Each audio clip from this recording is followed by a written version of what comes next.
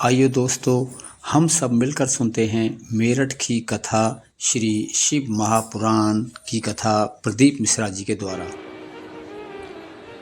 जिसको हमारी भाषा में शिव महापुराण कथा का मध्य शिवरात्रि भी कहते हैं।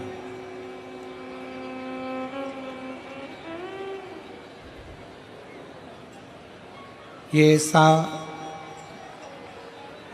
कथा के मध्य में जो छठा दिन पड़ता है, 5 दिन की कथा में जो चतुर्थ दिन पड़ता है,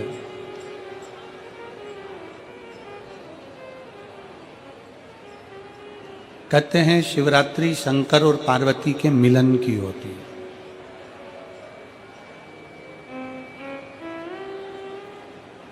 शिवरात्रि के दिन भगवान देवाधिदेव महादेव और माता पार्वती का मिलन हुआ। शिवरात्रि के दिन ही माता सती और शिव का मिलन हुआ। शिवरात्रि के दिन ही उमा और महेश का मिलन हुआ।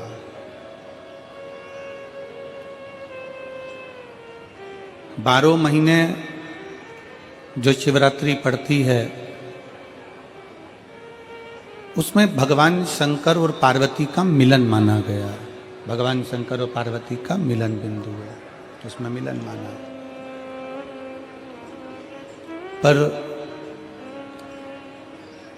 जो शिव महापुराण की कथा होती है, कथा के मध्य में शिव महापुराण की कथा के अंतर्गत जो छठा दिन होता है उसको जो शिवरात्रि कहते हैं, ये पार्वती और शंकर के मिलन की नहीं, ये महादेव और महादेव के भक्त की मिलन की होती है।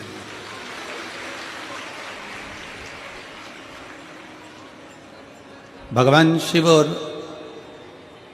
भगवान शंकर के जो परम भक्त होते हैं, जो शिव महापुराण की कथा को श्रवण करते हैं, चाहे टीवी चैनल के माध्यम से सुने, फेसबुक यूट्यूब के माध्यम से सुने, चाहे वो कथा के पंडाल में बैठकर सुने,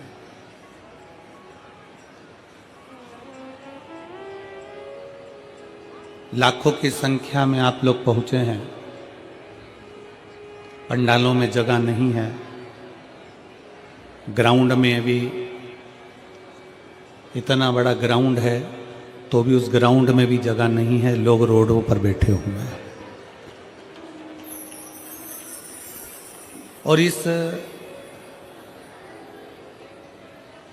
शिव महापुराण के ये पवित्र अवसर पर छठवें दिन की जो कथा है, शंकर के भक्त और शंकर की, शिव और शिव के भक्त की,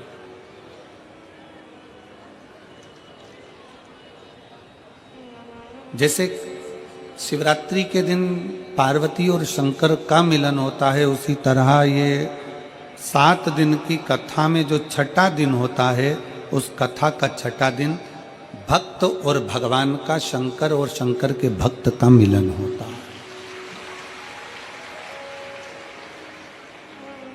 कहते हैं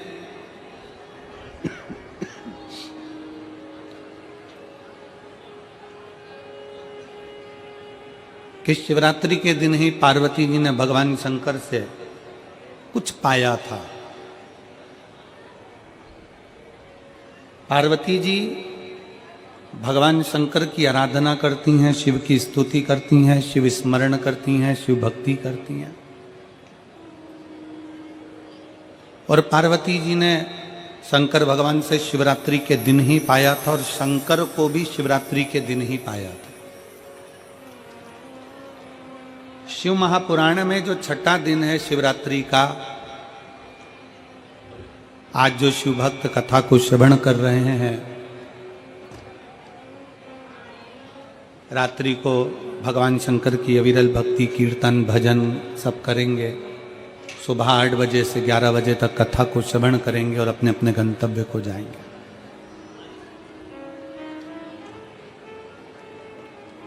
ये भगवान शंकर की एक अविरल भक्ति है। आपको मौका मिला है भगवान शंकर से अपने दिल की बात कहने का।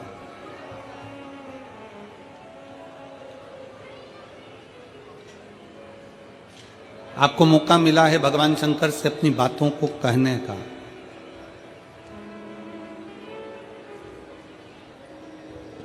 और कोई कहे कि गुरुजी क्या भगवान सुनता है?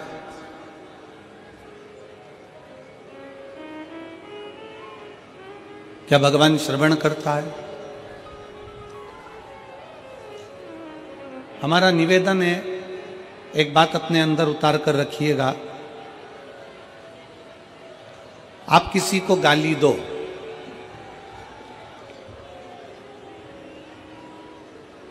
उधर साउंड की व्यवस्था करिए, पीछे बाउंड्री पे सब दूर साउंड की व्यवस्था करिए।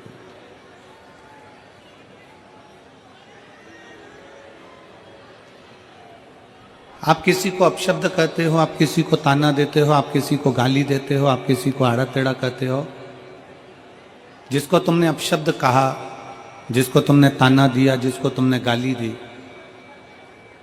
वो सामने वाले व्यक्ति को तुम पर गुस्सा आया कि नहीं आया? जम के बोलो जरा, आया ना?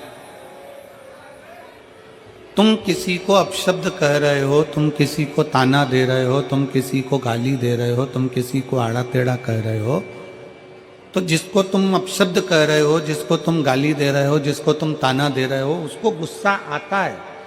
जैसे ही तुमने उसको गाली दी वैसे ही उसको गुस्सा आया। जैसे ही तुमने अपशब्द कहा वैसे ही उसको गुस्सा आया। तुम्हारे अपशब्द बोलते ही उसको क्रोध आ जाता है। तुम्हारा आड़ा टेढ़ा बोलते ही उसको क्रोध आ जाता है, गुस्सा आ जाता है। अब जरा विचार करिएगा कि तुम्हारे आड़ा टेढ़ा बोलने पर सामने वाले को क्रोध आ जाता है, तुम्हारे अपशब्द बोलने पर सामने वाले को गुस्सा आ जाता है, तुम्हारे शब्दों से सामने वाले को गुस्सा आ जाता है। जब तुमने अपशब्द कहा तो सामने वाले को क्रोध आ गया, गुस्सा आ गया और वो क्रोधित हो गया। तो जरा विचार करिएगा कि जब हम कुछ बोलते हैं तो सामने वाले को क्रोध आता है, तो जब हम भगवान शंकर का नाम उच्चारण करेंगे, श्री शिवाय नमस्तुभ्यम बोलेंगे, पंचाक्षर मंत्र नमः शिवाय बोलेंगे, षडाक्षर मंत्र ओम नमः शिवाय बोलेंगे, गाली बकने पर, अपशब्द कहने पर सामने वाला जब हमको पलट कर देख सकता है, तो हमारे मंत्र के जाप से भी भोलेनाथ हमें पलट कर देख सकता है। भगवान शिव हमको पलट कर देख सकता है, भगवान हमको निहार सकता है। और तेरी कृपा बिना न हिले एक भी अणु, लेते श्वास तेरी कृपा से तनु तनु। बखान क्या करूं मैं रातों के ढेर का, चपटी भभूत में खजाना कुबेर का। हे गंगाधार मुक्ति द्वार ओमकार तू, भोले ओमकार तू।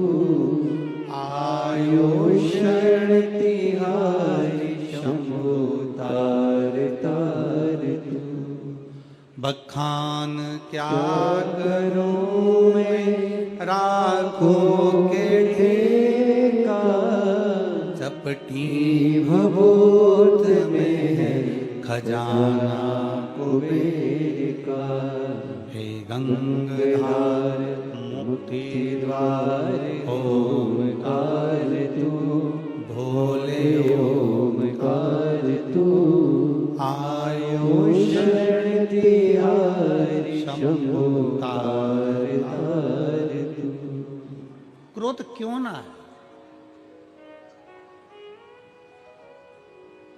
आपके शब्द बोलने से सामने वाले को क्रोध आ जाता है कि तुम्हारे मुख से श्री शिवाय नमस्तुभ्यम बोलने से मेरा भोले बाबा भी आ जाता है। मेरा शिव भी आ गया। केवल दिखावे से नहीं, शंकर भगवान को दिल से जिसने पुकारा, मेरा शंकर उसके सामने प्रकट हुआ, दिल से। और फिर निवेदन है मेरे शंकर को, तुम्हारे दिमाग लगाने की जरूरत नहीं है शिव महापुराण में। फिर निवेदन है, जितने भी श्रोता भाई बहन कथा को सुनने के लिए आए हैं, वो अपना दिमाग यहाँ ना लगाएं, यहाँ दिल लगाएं। दिमाग लगाने के लिए घर है और दिल लगाने के लिए शिव महापुराण की कथा। अपने मन को लगाओ।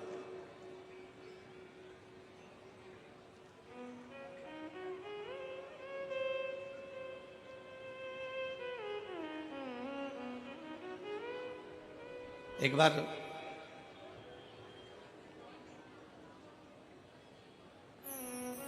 भृगु ऋषि के मन में एक भाव उत्पन्न हो गया कि तीनों देवताओं की परीक्षा ली जाए। भृगु ऋषि के मन में भाव जागृत हुआ कि तीनों देवताओं की परीक्षा करेंगे। और भृगु ऋषि सबसे पहले ब्रह्मा जी के पास में पहुंचे।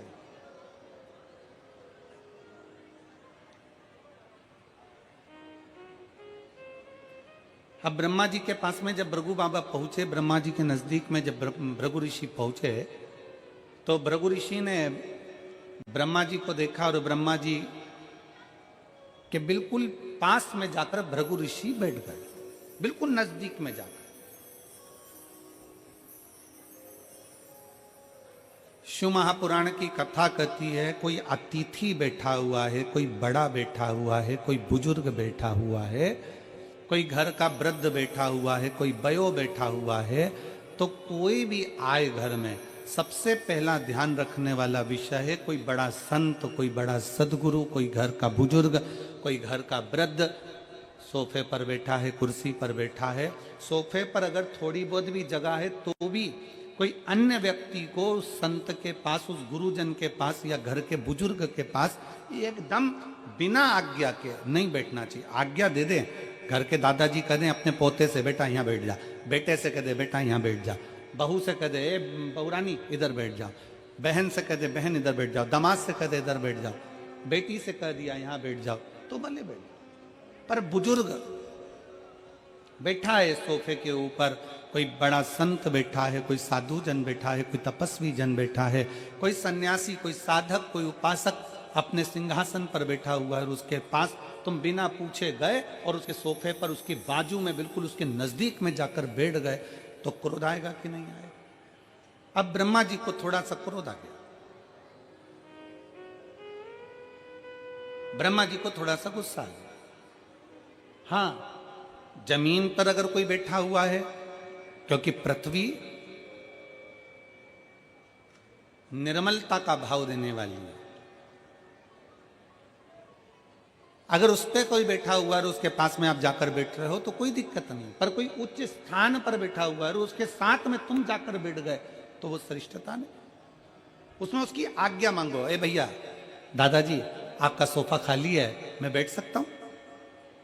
दादाजी आपकी कुर्सी खाली है, क्या मैं बैठ सकता हूं? काका जी आपके सोफे पर बैठ सकता हूं? मौसी जी मैं आपके सोफे पर बैठ सकता हूं? मामा जी मैं आपके सोफे पर बैठ सकता हूं? चाचा जी मैं आपके सोफे पर बैठ सकता हूं? आज्ञा लीजिए बैठने के लिए।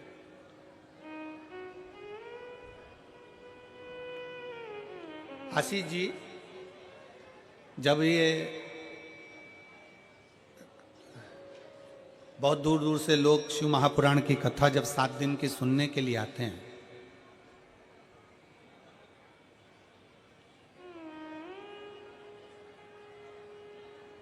तो यहाँ शंकर जी की कथा सुनने के लिए जब पंडाल में पहले दिन, एक दिन पहले जब भक्त पहुंचते हैं, तो वहाँ दरी बिछाते हैं, अपनी चटाई बिछाते हैं। देखा तुम लोगों ने? दर्शन करें और नहीं करे हो, अगर मेरठ वालों ने अगर रात्रि के दर्शन नहीं करे हो तो आज रात के इस पंडाल के दर्शन जरूर करना, यहाँ के कीर्तन के दर्शन करना।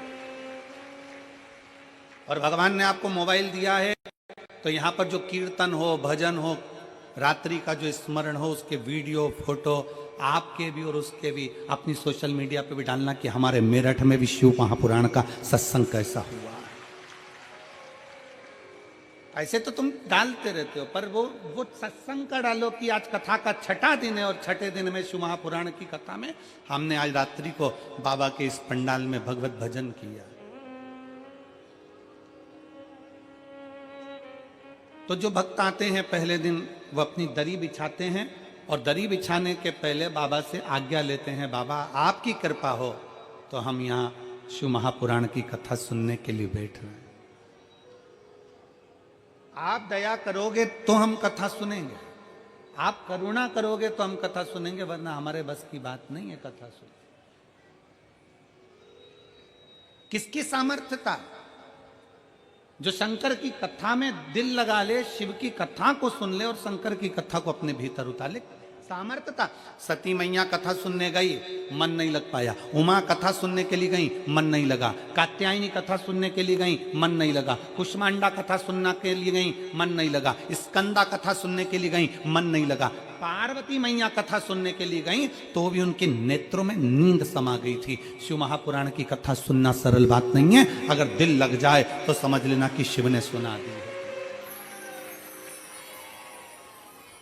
भगवान शंकर ने सुना दी तुमको, ये मानकर चलना। अगर मन लग जाए, फिर निवेदन है, शिव महापुराण की कथा में जितनी देर बैठो, शंकर की कथा में जितनी देर बैठो, उतनी देर दिमाग मत लगाना कि मुझे ये करना है, मुझे वो करना है, मैं वहाँ बैठ जाता, मैं आगे बैठ जाता, मैं पीछे बैठ जाता, मुझे तो कुर्सी नहीं मिली, मुझे सोफा नहीं मिला, मैं कहाँ बैठा हूँ, मैं किस जगह पर बैठा हूँ।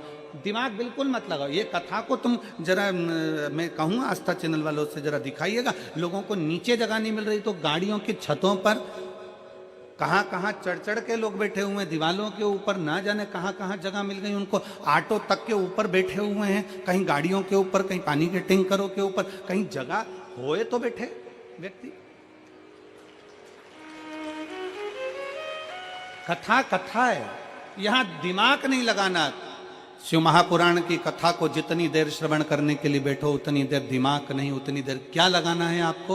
अपना दिल लगाना। भगवान शंकर को अपना हृदय देना, शिव जी से अपने दिल की बात कहना, शंकर को अपने मन की बात कहना। और शिव को जब अपने दिल की बात कहोगे, मन की बात करोगे, तो शंकर उसको स्वीकार करेगा। यह जितने कथा को सुनने के लिए आते हैं, पहले बाबा से कहते हैं, बाबा आप कथा कहेंगे, हम सुनेंगे, आपकी आज्ञा होगी तो हम कथा सुन पाएंगे, आप आज्ञा करेंगे तो हम रह पाएंगे। वरना घर में ढेर काम आ जाते हैं, कोई ने फोन कर दिया, आना पड़ेगा, जाना पड़ेगा, लोग फोन कर देते हैं, घर पहुंचना पड़ेगा, जरूरी काम आ गया, ये काम आ गया, तो वहां जाना पड़ेगा। और तेरी कृपा बिना ना हिले एक भी अणु, लेते हैं श्वास तेरी कृपा से तनो तनो। पार्वती जी भी मन लगाने के लिए बैठी थी कथा में, पर उनकी निंद्रा लग गई थी। सती माता मन लगाने के लिए बैठी थी कथा में, पर उनका ध्यान बढ़ गया था, भीतर अहंकार उत्पन्न हो गया।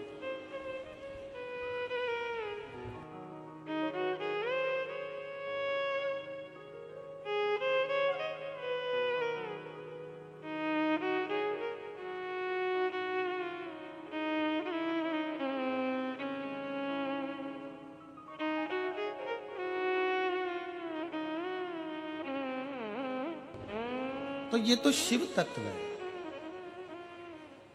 इस शिव तत्व का जो लाभ है, इस शिव तत्व का सबसे बड़ा जो सुख है, वो जीवन का एक आनंद है।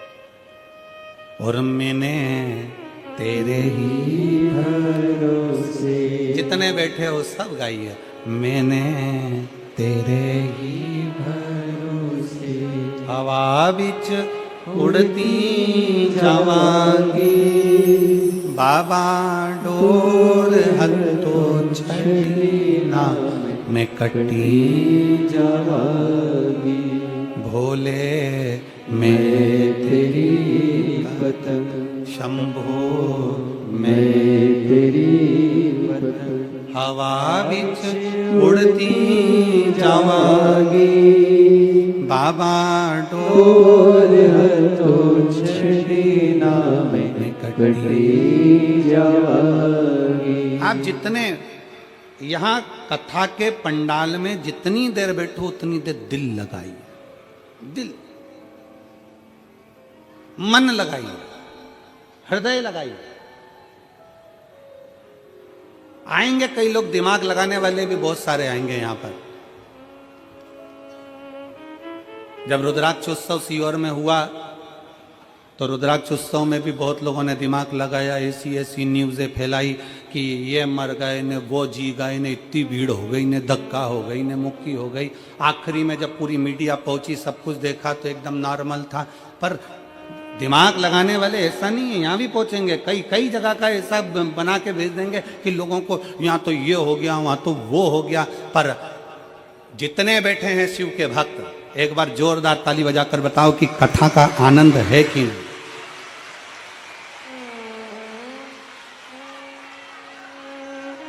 दोनों हाथ उठाकर एक बार हारा महादेव। अब यहाँ किसको, सब अपनी मस्ती में बैठे हैं। एक पंडाल, दो पंडाल, तीन पंडाल, पीछे के पंडाल, सब अपनी मस्ती में बैठे हैं। यहाँ कोई किसी को कोनी भी नहीं मार रहा। मार रहा जम के तो बोलो जरा।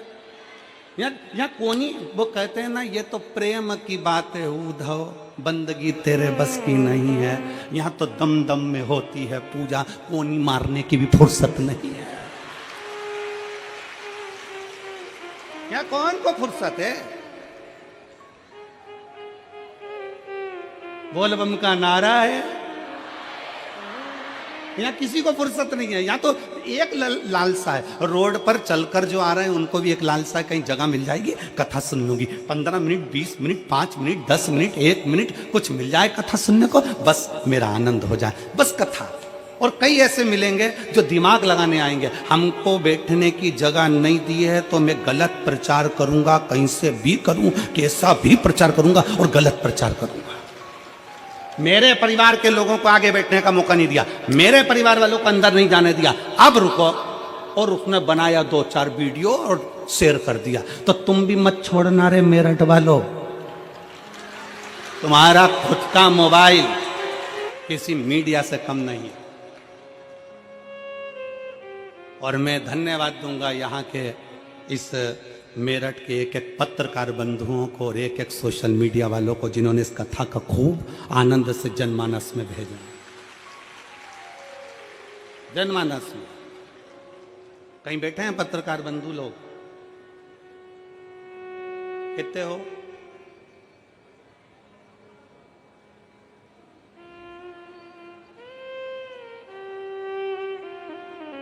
हाथ उठाओ जरा, कितने हैं? आ जाओ ऊपर, आ जाओ, आ जाओ, आ जाओ।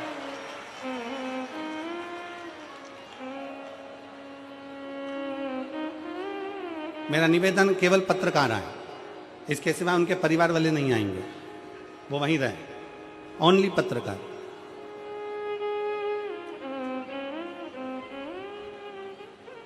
बाबा की कथा में, भगवान शंकर ओघड़दानी की कथा में दिमाग नहीं, भगवान शंकर की कथा में क्या लगाना है? दिल लगाना। और मैंने तेरे भरोसे बाबा, तेरे ही भरोसे हवा बिच उड़ती जावांगी, बाबा डोर हतो छड़ी नाम में कटी जावागी। भोले मैं तेरी पतंग शंभो, मैं तेरी पतंग। भगवान शंकर की अविरल भक्ति सुख प्रदान करने वाली।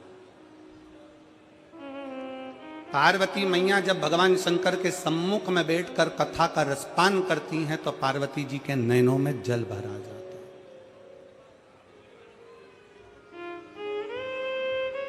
पार्वती जी के नैनों में जल भर आ जाता है, नेत्र में जल। पार्वती क्यों? पार्वती जी के नैनों में जब कथा सुनने के लिए बैठ रही थी तो जल इसलिए भरा गया, दो चीजें पार्वती जी के नैनों में आई थी, एक जल भरा गया था, फिर निंद्रा भी समा गई थी। पार्वती जी के नैनों में कथा चालू होने के पहले जल इसलिए आ गया था क्योंकि पार्वती जी को अपने पूर्व जन्म का भान होता गया। मैं सती बनी थी, कुंभज ऋषि के यहाँ कथा सुनने के लिए गई थी। कथा सुनने के लिए जब मैं कुंभज बाबा के यहाँ पहुंची तब उस जगह पर मेरा मन कथा में नहीं लगा था, मेरे भीतर अहंकार आ गया था और कथा मुझसे छूट गई थी। फिर पार्वती जी को उमा बनी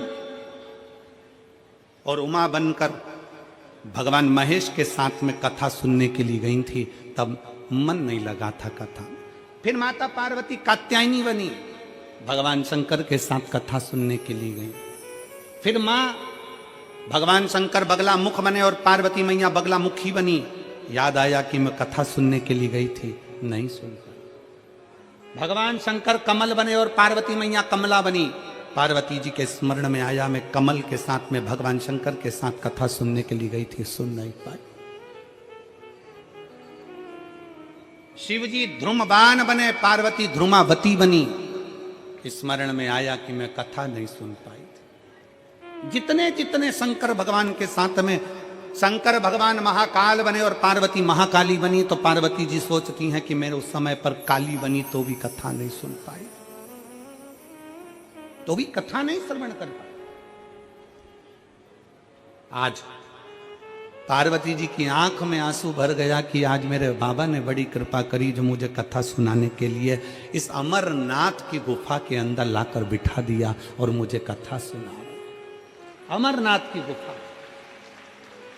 अरे ओ मेरठ की मेरी जीजियों और मेरठ के मेरे जीजाओं, मेरी बेटियों बेटाओं, मेरी माताओं, मेरे भाई, आप सब के चरणों को नमन कर कर कहता हूं, ना जाने कौन सी किस्मत आप और हमने ली है जो इस मेरठ की भूमि पर शिव पुराण की कथा सुन रहे हैं। जिस भूमि पर बेलकेश्वर महादेव विराजमान है, जिस भूमि पर ओगणनाथ विराजमान है, जिस भूमि पर मेरठ के चारों तरफ शंकर भगवान के प्राचीन प्राचीन मंदिर विराजमान हैं, और आज भी मेरठ की पवित्र भूमि शंकर के एक एक शिवलिंग से समाहित है। ये वो मेरठ की भूमि है,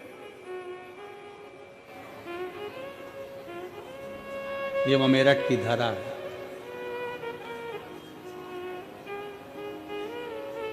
जहां बैठकर आप और हम कथा सुन रहे हैं। कई माताएं ऐसी हैं यहां बैठी हुई हैं जो हापुड़ में कथा सुनने गई थी। हाथ उठाओ जरा, हापुड़ वाली हो। ये देखो, इतनी सारी माताएं हापुड़ गई थी और हापुड़ में इन सब माताओं ने वहां बैठकर जरूर भगवान से कहा होगा कि मेरठ में भी शिव पुराण की कथा हो। आशीष जी, गोयल जी कहाँ गए? गोयल जी नहीं बैठे हैं, कहाँ दिख नहीं रहा है? बैठे नीचे हैं क्या? अच्छा, तो हम कहें यजमान परिवार दोनों से, गोयल जी और आशीष जी से, कि ये इनका पुण्य सामने आया है तो तुम जजमान बनकर शिव पुराण की कथा श्रवण कर रहे। ये पुण्यता है, ये आनंदता।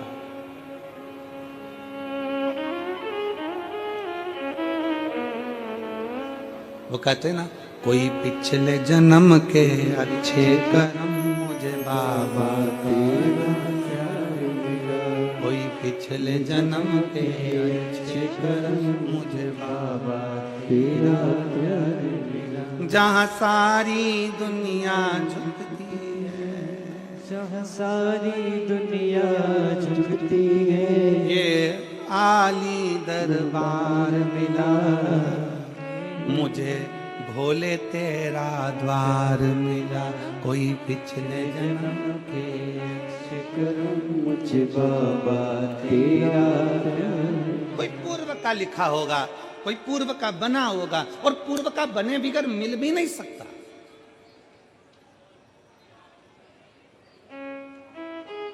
कलकत्ता में अपन ने सुना था, पूर्व का कर्म हमारा, पूर्व का कर्म। एक पंडित जी पूजन करते थे, उनका हाथ क्यों कटा? पूर्व का कर्म था कि कोई मार्ग बता दिया होगा। राजा का बेटा क्यों मारा? कोई पूर्व का कर्म होगा मारा। रानी क्यों गला काट दी? कोई पूर्व का कर्म होगा मारा।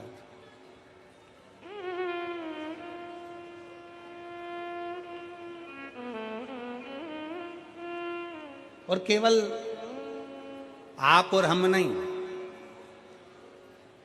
शिव महापुराण की कथा कहती है कि पूर्व के कर्म का भोग तो परमात्मा को भी भोगना पड़ता है, परमात्मा को भी भोगना पड़ता है।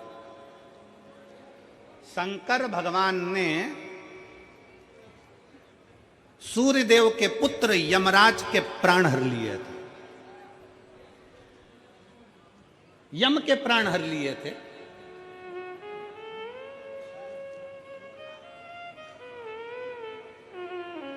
और यम के प्राण जब हर लिए, यमराज के प्राण चले गए, तो सूर्य नारायण भगवान रोते रोते आए और उन्होंने कहा मेरा बेटा यम चले गया।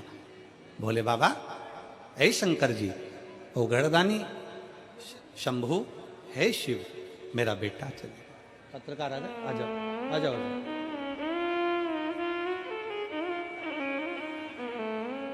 मेरा बेटा यम चले गए, मेरा बेटा।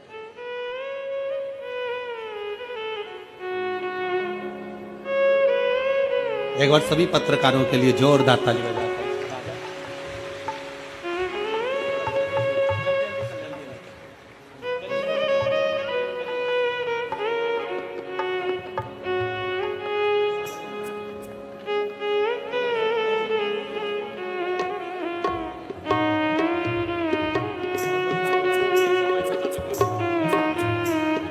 जोरदार ताली बजाइए जिनकी कलम हर पल हर घड़ी शिव तत्व को मेरठ की भूमि पर देती है।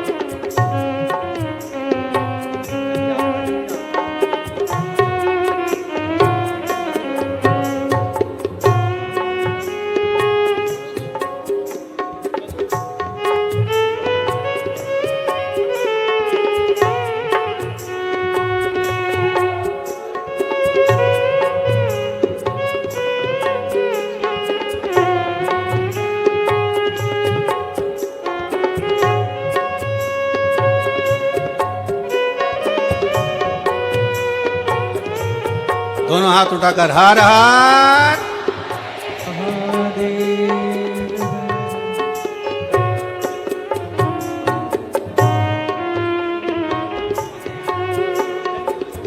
ओगड़दानी भगवान शिव, त्रिकालदर्शी कैलाशी भगवान शंकर। पार्वती मैया के मन में ये भाव इसलिए नयनों से जल बह रहा है माता पार्वती के नयन से कि मैंने इतने जन्म गंवा दिए और हर जन्म में मुझे कथा सुनने को मिली, पर मैं कथा सुनने जा नहीं पाई, मेरा दिल नहीं लगा पाया। कितने जन्म मैंने निकाल दिए और हर जन्म में मैंने कथा सुनने का प्रयास किया, पर कथा श्रवण नहीं कर पाया।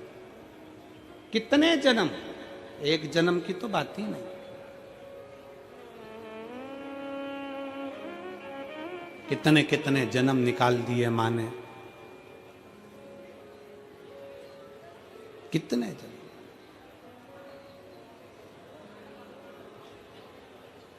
एलईडियां चालू करिए, एलईडियां नीचे। और कितने जन्म मैंने निकाल दिए और मुझे भगवान की कथा श्रवण करने का मौका नहीं मिला। पर आज माता पार्वती जी जब बैठी अमरनाथ की गुफा में, और अमरनाथ की गुफा में बैठकर माता पार्वती जी ने जैसे ही कथा को श्रवण करना प्रारंभ करा, मन लगा माता पार्वती जी का कथा में, चित्त लगा माता पार्वती जी का कथा में। पर कुछ देर बाद माता पार्वती के नयनों में निंद्रा समा गई।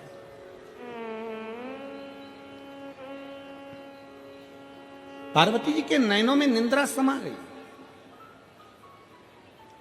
और पार्वती जी के नयनों में जैसी निंद्रा समाई तो भगवान शंकर ने,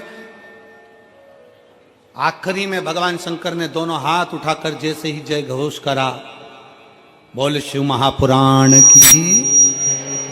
जैसे ही जय घोष करा, जय घोष करते से ही पार्वती जी के नेत्र की निंद्रा खुल गई।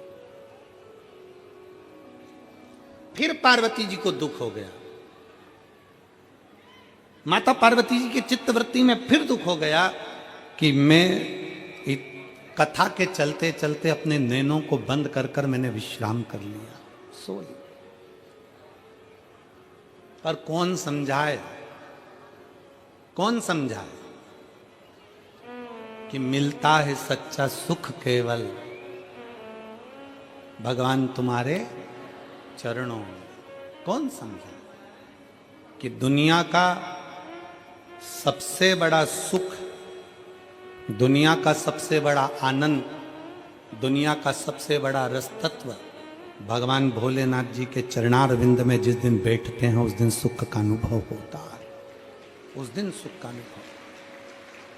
कौन समझा? क्योंकि वो क्षमा करने वाला है, वो माफ करने वाला है, वो दुनिया पर कृपा करने वाला है। उसके आश्रित हो जाओ, उसके आश्रित। एक पत्र है,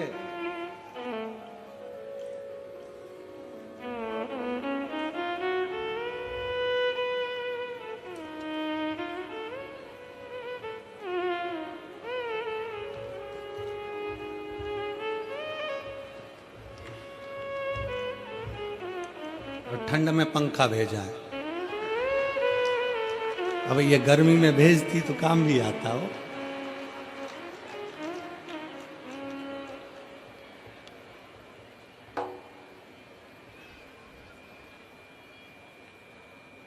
अब पहले पत्र के ऊपर की लाइन पढ़ो, फिर मेरे को पढ़ के सुनाओ, फिर मैं तुमको पत्र पढ़ के सुनाऊंगा।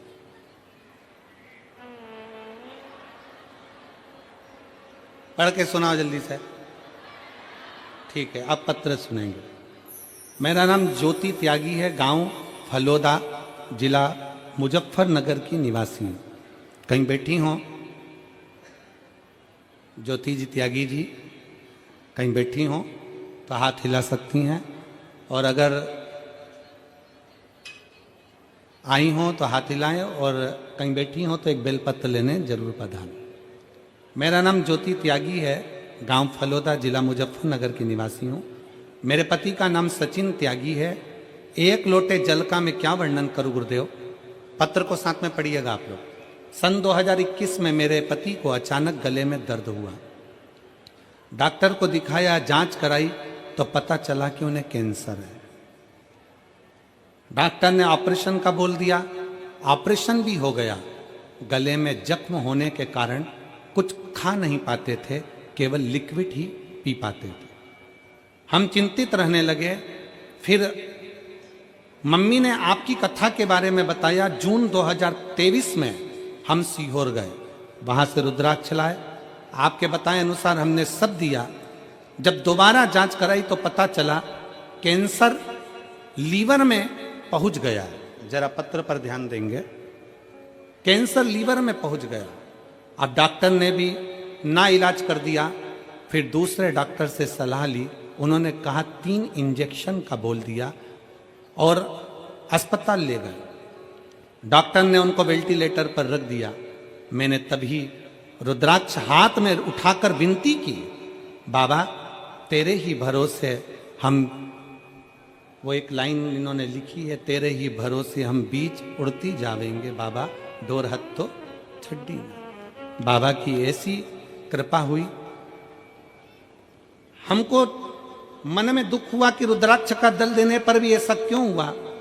फिर हम बाबा को हाथ में रुद्राक्ष लेकर बाबा को कहने लगे और बाबा से विनती करी, बाबा कुछ भी करो ठीक करिएगा। पंडाल में हापुड़ की कथा में पहुंच गए और हापुड़ की कथा के पंडाल में बैठकर कथा सुनी।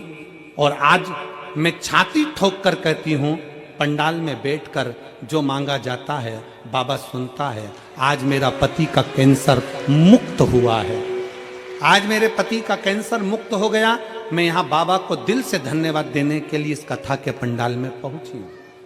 नाम है ज्योति त्यागी, गांव फलोदा, जिला मुजफ्फरनगर की निवासी हूँ। पंखा भी है, ठीक है। एक शिव पर करा गया भरोसा, एक शंकर पर करा गया विश्वास। एक शिव पर करी गई दृढ़ता क्या देगा, कैसे देगा, कब देगा पता नहीं, पर इतना विश्वास तो है, इतना भरोसे से कर सकते हैं कि खाली ना जाता कोई दर से तुम्हारे, खाली न जाता कोई दर से तुम्हारे, मैं भी खड़ी हूँ नंदी बाहें पसारे, अपने हृदय से लगा लो, गिरा जा रहा हूँ, उठा लो, भोले अपने दर से अब तो न टालो, गिरी जा रही हो, उठा लो। आप बाबा से अपने मन की बात कहने के लिए आए हो, इस कथा के पंडाल में लाखों की संख्या में पहुंचे हो और विश्वास से कहते हैं कि बाबा 3 महीने के अंदर जो मांग कर जा रहे हो वो देगा जरूर। हम जानते हैं जगह नहीं है पंडाल में, ग्राउंड में कहीं जगह नहीं है, सब भरा पड़ा है, जगह नहीं है, पर विश्वास, भरोसा, दृढ़ता, आपका भरोसा।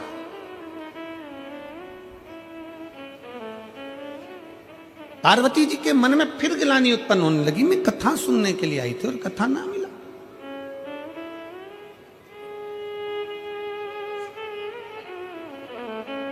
मैं सो गई, निंद्रा लग गई, मेरी चित्तवृत्ति फिर रह गई। जिस दिन 7 दिन में से अगर 1 दिन की भी शिव महापुराण की कथा पंडाल में अगर आपको सुनने को मिल जाए, समझ लेना कि कहीं शंकर जी ने तुम्हारा हाथ पकड़कर तुम्हें खींचने की तैयारी कर ली, कहीं मिल जाए। एक पत्र है, एक तो निवेदन है, ऐसा डिजाइन में पत्र मत बनाया करो। अब क्या क्या पढ़ूं और कहां से शुरू करूं, ये तो उसी में का हाल है। एक व्यक्ति नाई की दुकान पर गया और नाई की दुकान पर जाकर बैठ गया, और जैसे ही नाई की दुकान पर बैठा तो नाई को गुस्सा आ गया, क्योंकि नाई ने देखा कि उसकी खोपड़िया पे केवल 8 बाल थे। इतना गुस्सा आया नाई को, तो नाई गुस्से में पूछा,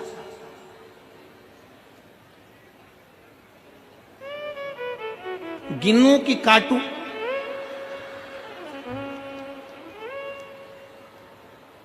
वो व्यक्ति बोला, कलर कर दे। अब तू बोल रहा है गिनूं कि काटूं, तो तू कलर ही कर दे, करो क्या? अब ये इतना बड़ा पत्र, अभी कहां से शुरू करूं तुम बताओ? अच्छा, ईमानदारी की बात है, चलो फिर भी पढ़ेंगे, ठीक है। मैं कविता महेश्वरी, मेरठ गौरीपुरा से हूं।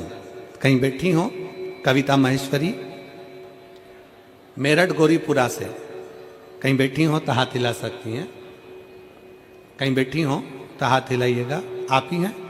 आ जाओ, एक बेलपत्र ले जाना, आ जाइए। मैं कविता महेश्वरी, मेरठ गौरीपुरा से हूँ। मेरे पति का नाम मुकेश महेश्वरी है। मेरे पति मुकेश महेश्वरी पिछले 4-5 वर्ष से स्वास्थ्य संबंधी समस्या से परेशान थे। अक्सर उनकी तबीयत सही नहीं रहती थी और डॉक्टरों को, वो हमको भी समझ में नहीं आ रहा था कि हो क्या रहा है।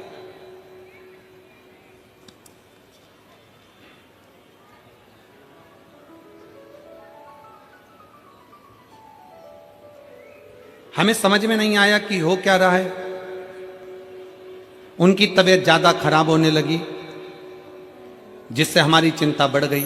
हमने उन्हें डॉक्टर को दिखाया, तब डॉक्टर ने बताया कि उनकी दोनों किडनी सही से काम नहीं कर रही और उन्हें किडनी डिजीज CKD है। डॉक्टर ने तुरंत किडनी ट्रांसप्लांट का बोल दिया। ट्रांसप्लांट का जैसे ही बोला, पर हमारा मन नहीं माना और हम उनको दिल्ली अपोलो अस्पताल में दिखाया। वहां भी सारी जांच के बाद डॉक्टर ने किडनी ट्रांसप्लांट का सलाह दी। हालांकि हमने किडनी ट्रांसप्लांट नहीं कराया, हमें हमारे भगवान भोलेनाथ पर भरोसा था और उन्हें डायलिसिस पर रखना पड़ना शुरू कर दिया। महीने में 8 डायलिसिस होते। फिर हमारे किसी मिलने वाले ने हमें बाबा की महिमा का वर्णन किया। गुरुजी के कहे शिव महापुराण की कथा सुनो और आंवले वाला उपाय हमने उसके पूछ कर करा और रुद्राक्ष का जल वाला उपाय करना प्रारंभ करा। बाबा निर्माल लाते, बेलपत्री लाकर भी देना चालू करी। मंदिर से बेलपत्र और बाबा का चढ़ाया हुआ जल लाई और उसे पति को पिलाना चालू करा, खिलाना चालू करा और बाबा की कृपा से हमें हर कठिनाई का समाधान मिला।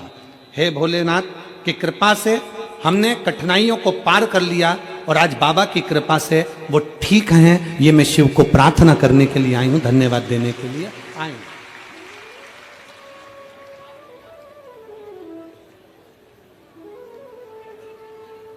जो डायलिसिस हफ्ते में एक बार होता था, बाबा का रुद्राक्ष का जल पीने से वो डायलिसिस अब महीने में 1 हो गया।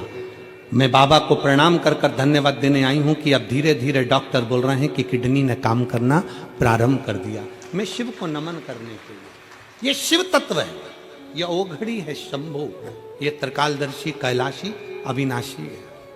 एक विश्वास, आ जाओ, एक भरोसा।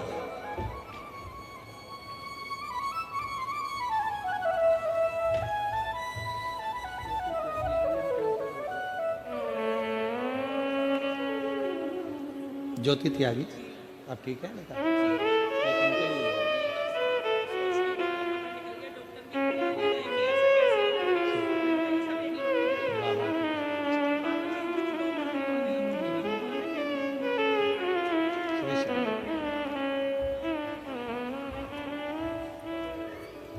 पीछे की एलईडियां चालू करवाइए।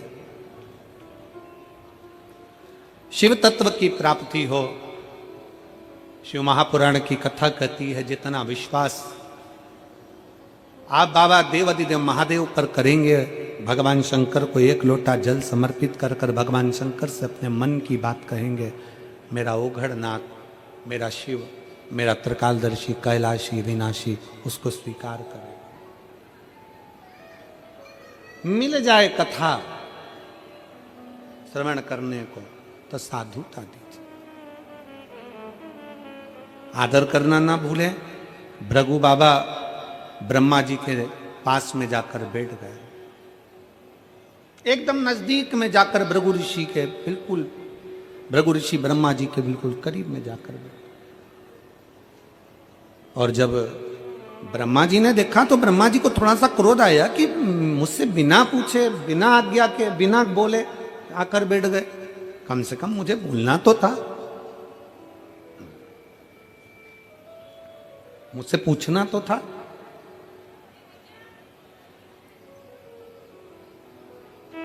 चले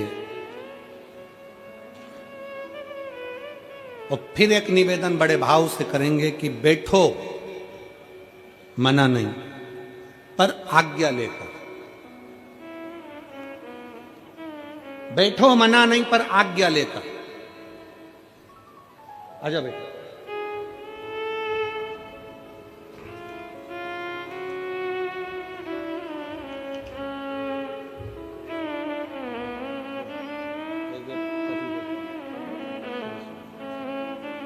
कविता जी महेश्वरी।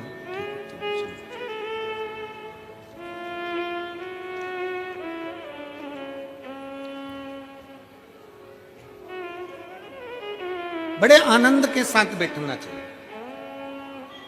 पर कोई आदरणीय बैठा है, कोई बड़ा बैठा है, कोई सत्कार करने वाला बैठा है, कोई साधु जन है, कोई सन्यासी जन है, कोई तपस्वी जन है, कोई साधक है, कोई उपासक है, उसको भी सम्मान देना चाहिए। भृगु ऋषि वहां से चल दिए। अब सीधे भृगु बाबा पहुंच गए तीनों देवताओं के पास, जाते जाते भगवान शंकर के पास, ओगड़दानी के। और शिव शिव है बैठे थे। 33 कोटि देवताओं में सबसे ज्यादा अगर सम्मान करने वाले कोई देव हैं तो वो देव अधिदेव महादेव हैं। अगर एक भूत भी आता है तो मेरे शंकर भगवान उसको भी नमन कर कर उसका आदर करते हैं। एक कोई पिशाच भी आता है, कोई असुर भी आता है, कोई गंधर्व भी आता है, कोई देवता भी आते हैं, और कोई भगवान शंकर के दरवाजे पर अगर भूत प्रेत गंधर्व अप्सरा असुर किन्नर यहां तक कोई भी आ जाए, भगवान शंकर उसका आदर करते, उसका सम्मान करते।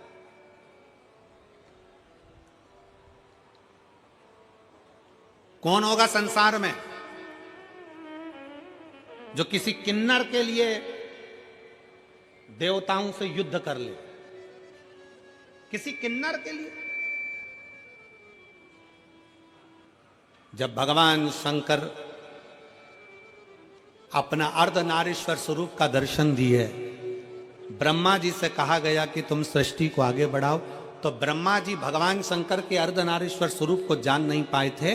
शंकर भगवान ने कहा था कि आधे पुरुष आधे स्त्री बनाना, 4 पुरुष बनाओ तो 4 स्त्री बनाओ, 5 पुरुष बनाओ तो 5 स्त्री बनाओ, 10 पुरुष बनाओ तो 10 स्त्री बनाओ।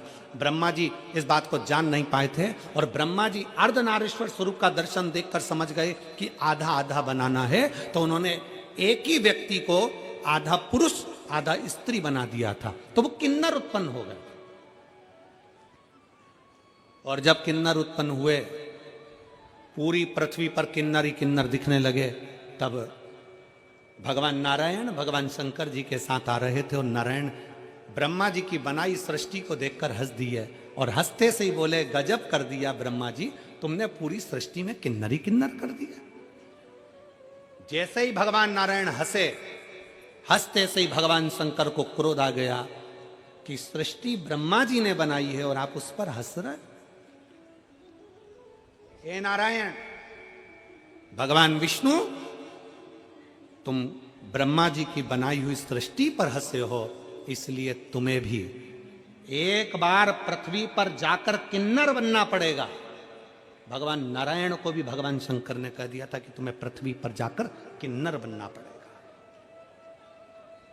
तुम्हें पृथ्वी पर जाकर किन्नर बनना पड़ेगा। और शिव महापुराण की कथा कहती है,